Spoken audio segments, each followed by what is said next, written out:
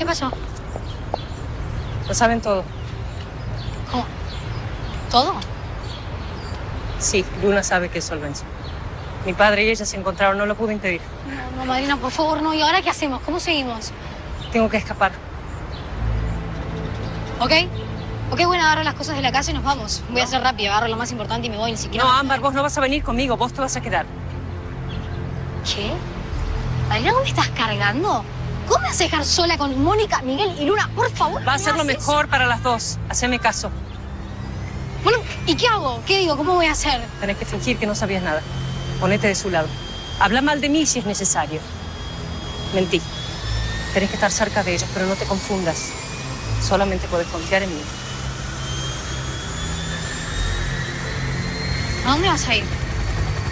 Eso ya lo veré. Pero voy a estar bien. Vos también vas a estar bien, Ámbar.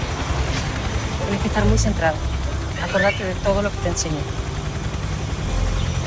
¿Y cuándo vas a volver? No lo sé. Pero tenés que ser muy fuerte. Prométemelo. Te lo prometo. Madrina, espera.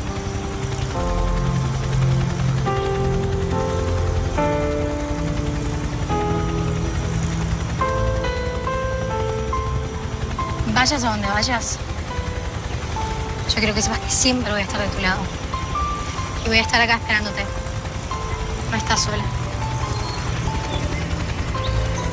Voy a volver a buscarte.